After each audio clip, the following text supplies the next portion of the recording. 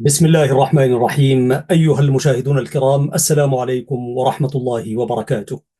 أسعد الله أوقاتكم بكل خير، وأهلا ومرحبا بحضراتكم في هذه الحلقة من برنامج مع اللغة العربية من قناة سلام الإعلامية المباركة. أحييكم تحية الإسلام وأرحب بحضراتكم أجمل ترحيب في الحلقة رقم 163 في هذا البرنامج. اليوم آنساتي سيداتي سادتي، تأخرنا قليلا عن عرس الأشقاء الشقيقة العربية الإسلامية سوريا الحبيبة وفتحها الجديد بعد ذلك العهد الظلامي البعثي الذي ذهب أدراج الرياح بعد أن ذاق الشعب السوري الشقيق الأمرين جراء تلك العربدة السياسية. الأشقاء في سوريا طبعا لهم علينا دين، أو بحقنا أو في رقابنا عليهم دين شكر وإعرفان وكثير من المواقف التي يحفظها الشعب الإريتري للشعب السوري الشقيق. وإن كان قد تنكب الطريق المجموعة الحاكمة في أسمرة وتنكرت لكل ما قدمه الشعب السوري الشقيق لأخيه وشقيقه الشعب الإريتري. أيها السادة والسيدات، بما أننا في برنامج مع اللغة العربية، طبعا لا تذكر العروبة والإسلام إلا وتذكر دمشق، وتذكر سوريا بعهدها الإسلامي القديم وبدورها في التنوير، وبدورها كذلك في في الدفاع عن كنف الإسلام، و وكذلك مؤازرتها لنصرة المستضعفين في مشارق الأرض ومغاربها أيام كان الصول والطول للإسلام والمسلمين في ذلك العهد، حتى العهد الأموي. ولكن كما سرقت الشعوب من إيمانها وإسلامها في كثير من بلاد العالم، كانت سوريا واحدة من تلك الدول التي يعني بغير إرادة من ذلك الشعب العربي الشقيق الإسلامي سرقها أولئك الذين الملحدون، خلينا نسميهم، منذ أكثر من 54 عاما. دخلت سوريا في هذا الشهر ميلادا جديدا، وأسأل الله سبحانه وتعالى أن يكفيها شر من تعلم ومن لا تعلم، وأن يكفيها كذلك شر المؤامرات القريبة منها والبعيدة. وقبل أن تتبدل أفراحنا إلى شيء مما شهدناه في كثير من بلاد العالم الإسلامي والعربي، دعونا نفرح مع الأشقاء في سوريا، ونحن كشعب إريتري ندين بكل آه، وقفة الإخوة الأشقاء في محنتهم. آه، لا يذكر الأدب العربي وإلا تذكر سوريا بكل شموخها وبكل ألقها الأدبي. ويكفيها فخرا أن أمير الشعراء أحمد شوقي ذات يوم كتب: شاهد سوريا وهي تدمي وهي تنزف، فقصيدته المعروفة نكبة دمشق لأحمد شوقي أمير الشعراء. سأقرأ هذه القصيدة. المسألة ليست نكبة اليوم، ولكن كانت سوريا الشقيقة العربية المسلمة تعيش شيء من ذلك، من تلك النكبة التي ذكرها أمير الشعراء قبل سنين عديدة. بعد ذلك سيدات سادتي سآتي إلى موقع نخبة شعراء العرب، فقد هنأوا سوريا بكل ما هو جميل. سنقرأ ما يسمح به الوقت، لكن قبل هذا وذاك دعوني أبدأ فأقول: يقول الحق سبحانه وتعالى في كتابه العزيز: لسان الذي يلحدون إليه أعجمي وهذا لسان عربي مبين. صدق الله العظيم. بهذه الآية المباركة نبدأ البرنامج ونختتم بها، يعني بتلك الآية. فدعوني الآن أقرأ عليكم قصيدة أمير الشعراء، نكبة دمشق. قال فيها، هي من القصائد الطوال لأمير الشعراء: سلام، سلام من صبا بردا أرق، ودمع لا يكفكف يا دمشق، ومعذرة اليراع، ومعذرة اليراعة والقوافي، جلال الرزء عن وصف يدق، وذكرى عن خواطرها لقلبي إليك تلفت أبدا وخفق. وبي مما رمتك به الليالي، ولي بما وبي مما رمتك به الليالي جراحات لها في القلب عمق، دخلتك والأصيل له ائتلاق، ووجهك ضاحك القسمات طلق، وتحت جنانك الأنهار تجري، وملء رباك أوراق وورق، وحولي فتية غر صباح لهم في الفضل غايات وسبق، على لهواتهم شعراء لسن، وفي أعطافهم خطباء شدق، رواة رواة قصائدي فاعجب لشعر بكل محلة يرويه خلق. غمزت إباءهم حتى تلظت غمزت إباءهم حتى تلظت أنوف الأسد، واضطرم المدق، وضج من الشكيمة كل حر أبي من أمية فيه عتق.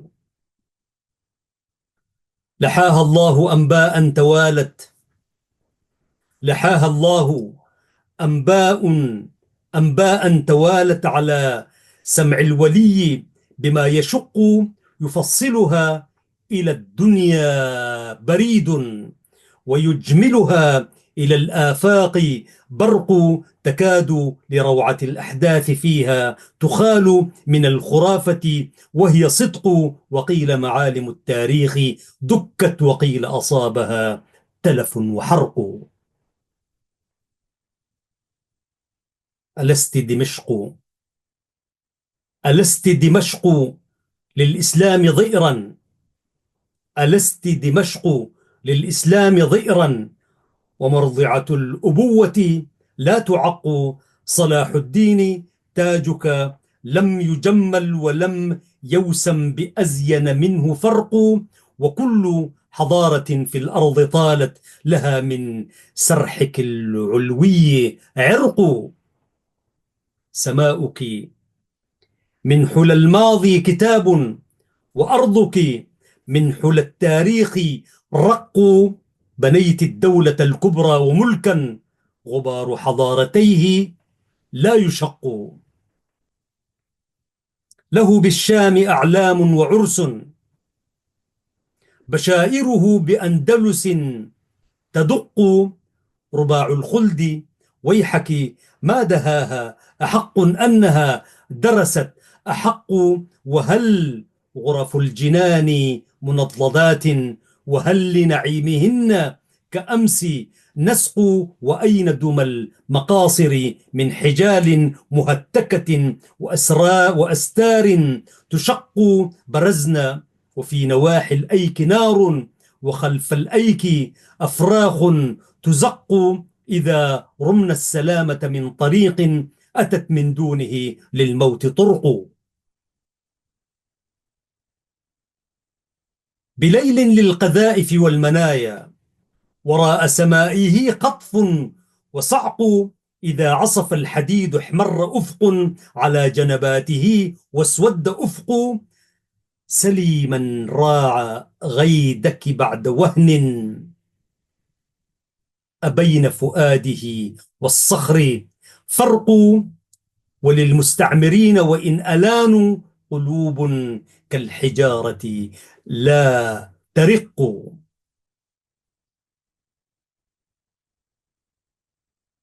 سلي من راع غيدك بعد وهن، أبين فؤاده والصخر فرق، وللمستعمرين وإن ألانوا قلوب كالحجارة لا ترق. رماك بطيشه ورمى فرنسا أخو حرب به صلف وحمق، إذا ما جاءه طلاب حق يقول عصابة خرجوا وشقوا.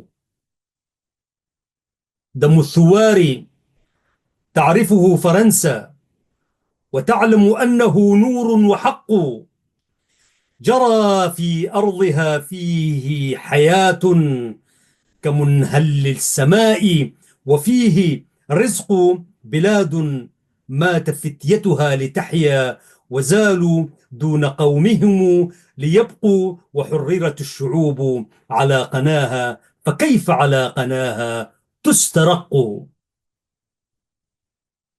بني سورية بني سورية اطرحوا الأماني وألقوا عنكم الأحلام ألقوا، فمن خدع السياسة أن تغروا بألقاب الإمارة وهي رق، وكم صيد بدا لك من ذليل كما مالت من المطلوب عنق. فتوق الملك تحدث ثم تمضي، ولا يمضي لمختلفين فتق. نصحت ونحن مختلفون دارا، ولكن كلنا في الهم شرق، ويجمعنا إذا اختلفت بلاد بيان غير مختلف ونطق. وقفتم بين موت أو حياة، فإن رمتم نعيم الدهر فاشقوا، وللأوطان في دم كل حر يد سلفت ودين مستحق. ومن يسقى ويشرب بالمنايا إذا الأحرار لم يسقوا ويسقوا، ومن يسقى ويشرب بالمنايا إذا الأحرار لم يسقوا ويسقوا، ولا يبني الممالك كالضحايا ولا يدني الحقوق ولا يحق. ففي القتلى لأجيال حياة ففي القتلى لأجيال حياة، وفي الأسرى فدا لهم عتق، وللحرية الحمراء باب بكل يد مضرجة يدق. جزاكم جزاكم ذو الجلال بني دمشق، وعز الشرق أوله دمشق. جزاكم ذو الإله ذو الجلال بني دمشق، وعز الشرق أوله دمشق.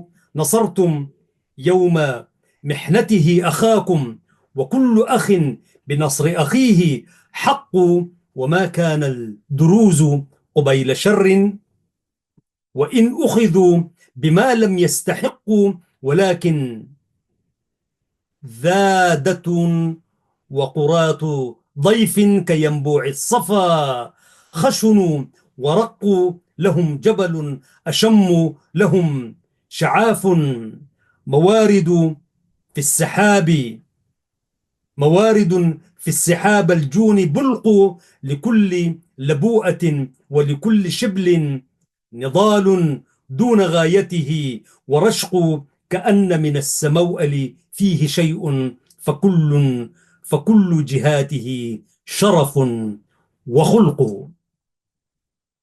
ألا رحم الله أمير الشعراء أحمد شوقي، فقد أبدع، وهو الرجل المبدع أمير الشعراء، يكفيه أنه أمير الشعراء رحمه الله. ألقى هذه القصيدة: إن قام المرجفون في المدائن هنا وهناك ليقطعوا الوصال الذي كان بين دمشق وعواصم أخرى كثيرة، ومنها القاهرة طبعا.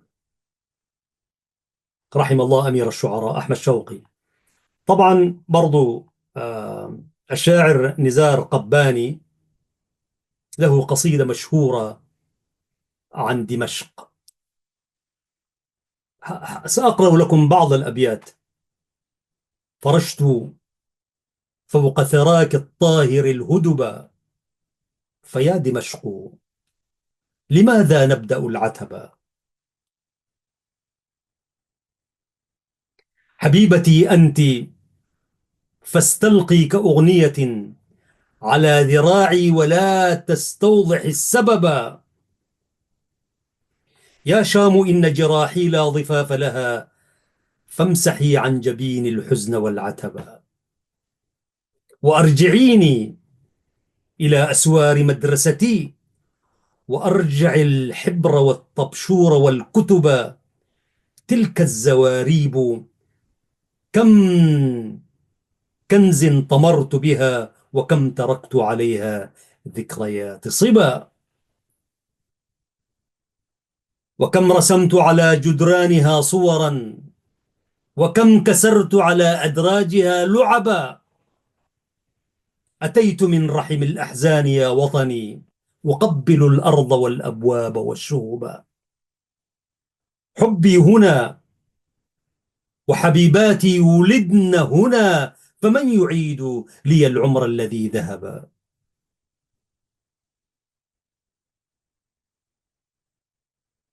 هذه البساتين كانت بين أمتعتي، لما ارتحلت عن الفيحاء مغتربا. فلا قميص من القمصان ألبسه، إلا وجدت على خيطانه عنبا. كم مبحر وهموم البر تسكنه، وهارب من قضاء الحب ما هرب. يا شام أين هما عينا معاوية، وأين من زحموا بالمنكب الشهبا؟ فلا خيول بني حمدان راقصة زهوا، ولا المتنبي مالئ حلبا. وقبر خالد في حمص نلامسه، فيرجف القبر من زواره غضبا. يا رب حي، يا رب حي رخام القبر مسكنه، ورب ميت على أقدامه انتصبا. يا ابن الوليد ألا سيف تؤجره؟ فكل أسيافنا قد أصبحت خشبا. دمشق يا كنز أحلامي ومروحتي، أشكو العروبة أم أشكو لك العربا؟ أدمت سياط حزيران ظهورهم، فأدمنوها وباسوا كف من ضرب. وطالعوا كتب التاريخ واقتنعوا، متى البنادق كانت تسكن الكتب. وطالعوا كتب التاريخ واقتنعوا، متى البنادق كانت تسكن الكتب. سقوا فلسطين أحلاما ملونة، وأطعموها سخيف القول والقطب.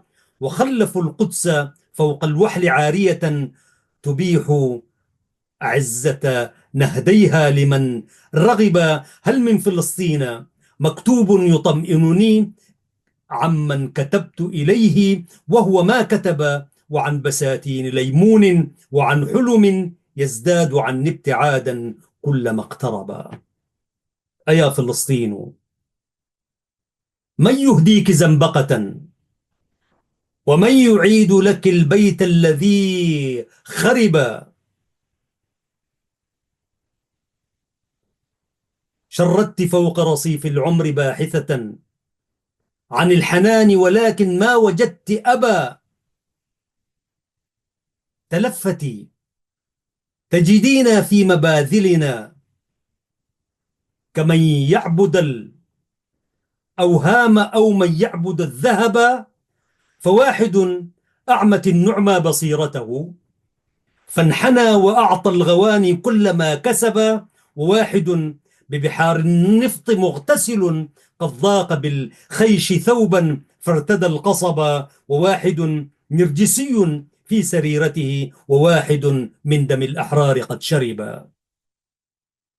إن كان من ذبحوا التاريخ هم نسبي على العصور، فإني أرفض النسب. يا شام يا شام، ما في جعبتي طرب، أستغفر الشعر أن يستدي الطرب. ماذا سأقرأ من شعري ومن أدبي؟ حوافر القيل داست عندنا الأدب، وحاصرتنا وآذنتنا، فلا قلم قال الحقيقة إلا اغتيل أو صلب. يا من يعاتب مذبوحا على دمه ونزف شريانه، ما أسهل العتب. من جرب الكي لا ينسى مواجعه، ومن رأى السم لا يشقى كمن شرب. حبل الفجيعة ملتف على عنقي، من ذا يعاتب مشنوقا إذا اضطرب. الشعر ليس حمامات نطيرها نحو السماء، ولا نأيا وريح صبا، لكنه غضب طالت أظافره. ما أجبن الشعر إن لم يركب الغضب. رحم الله نزار قباني. نزار هو خليط من هنا وهنا. والله هذه أقوى قصيدة واقعية وسياسية قرأتها لنزار قباني رحمة الله عليه، وهو من ذلك البلد الدمشقي كما قال. فاصل قصير أيها الإخوة والأخوات، نعود فنواصل قراءة ما أهداه الشعراء. حتى الآن أنا لم أكتب شعر، ولكن كتبت شيئا من النثر، إن شاء الله نجي نقرأه في ذات يوم. لكن هذه القصيدة ذكرتني بقصيدة القمر النازف، كتبتها وأنا في القاهرة أول عيد استقلال يمر ب 2009. فوجدت نفسي واقفا في أزقة القاهرة، بعيدا عن الاحتفالات والبهرجة الاحتفال أعياد الاستقلال وهكذا. والله وأنا أقرأ تذكرت القصيدة التي كتبتها 2009 يعني: أهكذا تسلب الأيام ما اكتسب، ويمحي موعد بالدمع قد كتب. أو أهكذا تسلب الأيام ما اكتسب، ويمحي موعد بالدم قد كتب. وينقضي أجل كنا نقلده من اللآلئ درا مذ أتى ذهبا. نعدد الحب والساعات في شغف، إذ يشرئب أيار ضاحكا طربا. أقبلت يا عيد لا فرح ولا طرب، مجردا من عبير هان فاغتصب، إلى آخر الوجع. عموما سيداتي سادتي، نعود بعد قليل إن شاء الله، فابقوا معنا، وهذه قناة سلام الإعلامية المباركة. بسم الله الرحمن الرحيم. أيها الإخوة والأخوات، ها نحن عدنا إليكم بحمده تعالى في هذه الحلقة رقم 163 من برنامج مع اللغة العربية من قناة سلام الإعلامية المباركة. الآن نقرأ مما كتبه الإخوة الشعراء. كتب الشاعر محمد شنوف زرياب يقول: سقط الرجيم. سقط الرجيم وبعد طول تسلط، كالفأر فر عليه ويل لعاني. سقط الرجيم وبعد طول تسلط، كالفأر فر. نعم، كالفأر فر. أنا أكبر الخط شوي عشان نقرأه بوضوح. كالفأر فر عليه وابل لعان، سقط النذير الشؤم جر ذيوله، والعار يتبعه ووسم مهاني. يا سلام. قد كان حكمه دمية بيد العدا، حشيت بخوان ونسل جبان، سفك الدماء بكل واد قد جرت، خنق النفوس بقطع كل لسان. لا صوت يعلو فوق قرع سياطه، والشعب في رهب ووضع مداني. يا أهلنا في سوريا كونوا لها في وحدة وتيقظ وعوان. ولقد رويتم بالدماء ترابها حتى ربت فرحا كورد دهان. لم تذعنوا للوحش أنملة وما لنتم له والله كل زمان. تبا لمن حسبوا القيود أساورا فترنحوا قنعا بوضع قيان. ما في هوى الأوطان شرع قرابة حتى يصعب إرثها بفلان. ما كانت الأوطان حوز حظيرة حتى تدجن تمتطى بعنان. حاشا، وما كانت كغنم فريسة حتى تمزق بيننا بسنان. أوطاننا فردوس آصرة إذا تبنى يدا بيد وبذل تفاني. يا شام يا فسطاط أمتنا ألا هب اركبي قدما لكسب رهان. ها أزهرت صحراء يأس أقفرت حتى تجلى الموت رأي عيان. ها قد مضى عهد الطغاة تحطمت أصنامهم سحقا لعهد هوان. ها شعبك المقدام كسر قيده هيا اركبي سبحا بطلق عنان. شاعر مجيد لك التحية، وهو شاعر مغربي من مكناس، محمد شنوف. وماذا قال آخر؟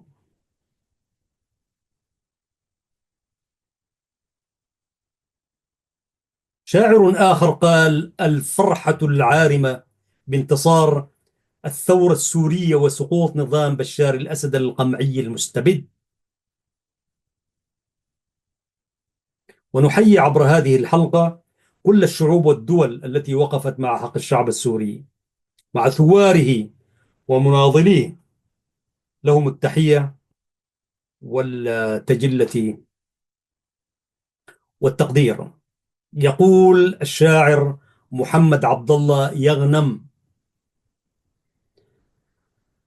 عادت بعودة سوريا الأرواح من هوة أودى بها السفاح. عادت ومعها النصر تاج شموخها بسواعد الثوار. ثم نجاح عقد ونصف وهي في حمم اللظى قتلا وتشريدا لها يجتاح. أسدية الإجرام أعتى مجرم فالرعب فيها والأسى أشباح. من نصف قرن والعذاب يلفها حكم الحديد وناره وسلاح. لعصابة الأسد اللعين فحافظ رمز الطغاة ونجله المقباح. كم قتلوا كم شردوا كم سجنوا قصص تشيب وصدناي الساح. فالشعب نصف نازح ومهجر والنصف قصفا أمطر السفاح. لكن من سنن الإله لظالم يأتيه يوما لقصاصه يرتاح. هرب الظلوم وقد أحاط به الردى لصا وعار الخزي منه وشاح. إذ باركت للنصر أحرار الدنا لا لن يضيع الحق وهو كفاح. وتنفس السعداء شعب ماجد وتنفس السعداء شعب ماجد مستنشقا حرية تنداح. مستشرفا عهدا جديدا للبناء في دولة عنوانها الإصلاح. ومؤملين بحكمة من ثورة ليسود حكم عادل وسماح تعطي الجميع حقوقهم ولهم تفي وعدا فيسفر بعده الإصباح. لا ظلم لا إقصاء لا تمييز إذ كل الطوائف حقها سيتاح، والفرحة الكبرى بهذا النصر قد شمل الجميع، له الشذا فواح. جميل والله. الشاعر لم يضبط قصيدته، وأعجب من شاعر لم يضبط قصيدته، ولكن ربما هي الفرحة العامرة فتترك الناس. وكتبها في 14 من ديسمبر 2024، يعني قبل 3 أيام. وشاعر آخر هو عبد الله ملندي، أحسب أننا قد قرأنا لكم شيئا من شعره. من الخضراء إلى الفيحاء، هذه عنوان القصيدة. يقول عبد الله: هزمت هزمت جموع الكفر آساد الشرى، والعسر بعد الصبر بات ميسرا. وتهاوت الأصنام تحت نعالنا، وانهار صرح الظلم في كل القرى، وتنهدت أم الشهيد وزغردت، فاليوم زرع شهيدها قد أثمر، فدموعها امتزجت بدم حبيبها، حتى نما ورد الشآم وأزهر. هتفت تناجي كل حر ثائر: إن الكرامة لا تباع وتشترى. كم قد دعوت الله أن أحيا لكي أحظى برؤية قاسيون محررة. ها قد أتينا يا دمشق، وكلنا شوق تجذر في الضلوع، وسيطر عشق قديم منذ عهد جدودنا، نزداد فيه نقاوة وتطهرا. أحسب أنه شاعر سوري. عشق قديم منذ عهد جدودنا، نزداد فيه نقاوة وتطهرا. قد كبر الأموي عند لقائنا، حتى الحمام بساحه قد كبر. قم يا صلاح الدين، قم يا صلاح الدين واشهد عرسنا، قد صار قبرك بالرجال مسورا. قد زال غور والخنازير التي كانت تدنس أرضنا والمنبر. لم ننس يوما يا صلاح شآمنا، لم ننس كسرى والطغاة وغيصرا. فتوحدت همم الرجال، وأصبحت راياتنا فوق الشواهق والذرى، حتى حبانا الله نصرا بينا سر الكرام وغاض أعداء الورى. سأظل أحمد خالقي طول المدى ما دمت حيا، شاكرا مستبشرا. عبد الله ملندي. بارك الله فيك يا سيدي، ونبارك لكم من القلب. وهذه تهنئة عبد العزيز أبو خليل، لها بالقلب أشواق ترق، وحب من صميم القلب دفق. لوعد الله قد جاءت أسود، ووعد الله للأبطال حق. بلاد الشام يكسوها خضار على أجوائه، حب ورفق. فحمدا للإله على نجاح على عجل أتانا يا دمشق. والله دمشق دي أيها السادة والسيدات، يعني هي مئذنة الحضارة للأمة العربية والإسلامية. كانت بغداد ودمشق والقاهرة. اللهم احفظ لنا هذا الثلاثي. من ديوان الساقط حمدي الطحان، هذا شاعر مجيد، إلى سفاح سوريا: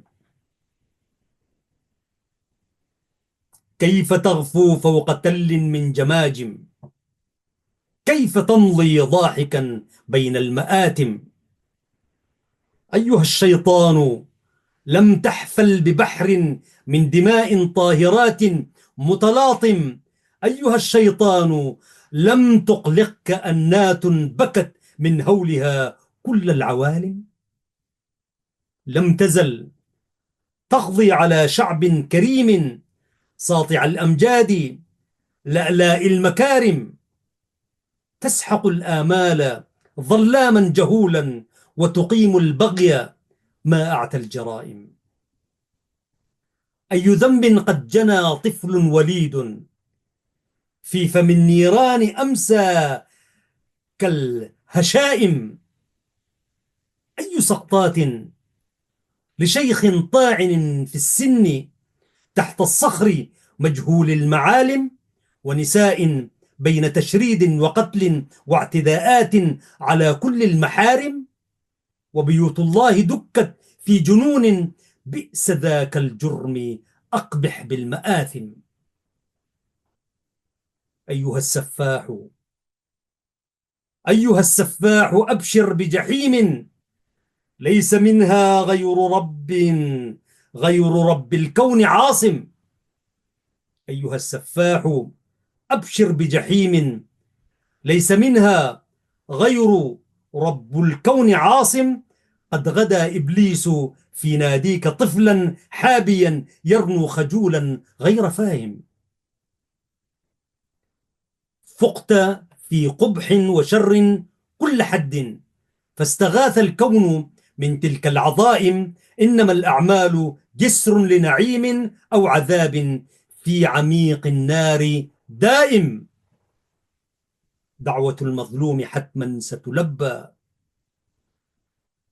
دعوة المظلوم حتما ستلبى، ليس ينجو من عقاب الله ظالم. تهلك الأجيال في الدنيا وتفنى، لكن الديان لا ينسى المظالم. يا سلام. الشاعر حمدي الطحان، لك التحية والسلام الذي تستحقه. قال: قصيدة كتبتها من 11 عاما. يا سلام. وقال شاعر آخر: زهير كنبار، أتاك العيد يا دمشق، أتاك العيد يزهو يا دمشق، ووجه الشام بالأفراح طلق. لقد آن الأوان بأن تكفي دموعا، إنما التحرير صدق. أرى وقع الخيول يثير نقعا، طبول الفاتحين أتت تدق. لقد عاثت بك الغربان حينا يسوم بلادنا قتل وحرق.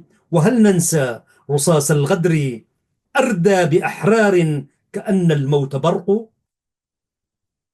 وكم ضاقت بنا أرض وفيها من الثروات والخيرات رزق، فلول الغدر ولت عن ثراها لهذا النسر بالآفاق خفق. وكاتبها هكذا: لهذا النسر بالآفاق خفق. كتب بالسين، ولكن يمكن أن تكون لهذا النصر بالآفاق خفق. ومن يرجو الحياة فما توانى، له في ساحل له في ساحة الميدان سبق. وما لانت عزائمنا بيوم لكي نحظى بنصر يستحق. ومن سفك الدماء له جزاء، ولا نرضى إذا ما ضاق أو ضاع حق. أنرضى أن يكون العفو نبلا وفي زنزانة، كم صار شنق دحرنا بالنضال جموع بغي، علت راياتنا واخضر أفق. سلام من ربى حوران أهدي إلى الأحرار في بلدي رقوا. الدكتور زهير قنبر، لك التحية والسلام.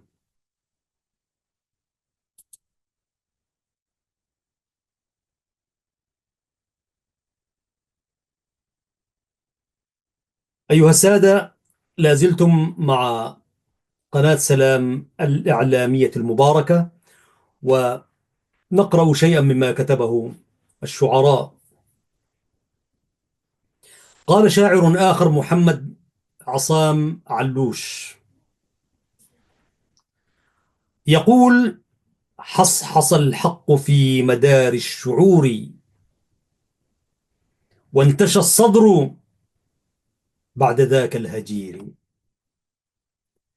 حصحص الحق يا شام جليا، بان كالشمس في ضياء ونور.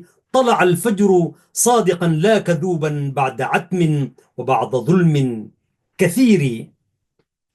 فاحتفى الروض بالنسيم عليلا، وشد الطير شدوه في سرور. واكتسى الكون ثوبه سندسيا في ربيع مضمخ بالعبير. سقط المجرم السقوط المدوي سقطة الذل بعد ذاك الفجور. سقط الساقط المروءة نذلا مثلما عاش، فاتقى بالمصير. اسم بشار لا يليق بخب بشر الله جلده بالسعير. باع نصف البلاد بيعا رخيصا، مثلما كان من أب مقبور. ورث الشر من أبيه خسيسا، فنحى نحوه ببث الشرور. حاز منه الطباع نسلا مهينا، دام فيهم على مدار العصور. كم أسير قد اختفى في سجون، لم يراعي به حقوق الأسير. كم قتيل في كل شبر وصقع قد أذيقوا الفناء بالتفجير. كم مكان قد أمطروه بقذف دون حس وذرة من ضمير. نشروا الرعب آكال الخلايا ومبير الأعصاب في التدمير. واستباحوا الأموال سلبا ونهبا، واستباحوا الأعراض كالخنزير. لم يدع في الأنام فردا غنيا، صار كلا يعيش عيش الفقير. حوصر الشعب بين سجن كبير، ما تبقى للشعب من قطمير. فامتطى الناس صهوة الموج قهرا، بين تشريد غربة أو ثبور. يعجز الوصف، ما كتاب سيكفي أو قصيد معبر عن شعوري. سقط الخوف والدموع الحيارى، فاهنئي يا شآم بالتحرير. وارقصي واطربي لحكم رشيد، قد تخلصت من نظام الحقير. محمد عصام علوش. آه طبعا هذا الدكتاتور الذي سقط على طول يبرز دكتاتورنا في أسمرة. كل ظالم له آجال وله ميعاد مع العدل والحكم الإلهي. وحتى نأتيكم ماذا قلنا عن كيف يمكن أن يسقط الدكتاتور عندنا والصنم هناك. مقالة كتبتها ربما آتي فأقرأها في الحلقة المقبلة إن شاء الله، ونقرأ شيئا من هذا وذاك. أحسب مشاهدي الكرام أن الوقت قد أزف بنهاية هذه الحلقة. آمل أن تكونوا استمتعتم بشيء مما وقلب فيكم شيئا وأحدث فيكم لذة فنية. فهذه هي اللغة، وهذا هو يعني جهد المقل. آمل سيداتي سادتي أن ألتقيكم في الحلقة المقبلة من قناة سلام الإعلامية المباركة، وأختتم بالآية الكريمة التي دوما نفتتح بها ونختتم البرنامج.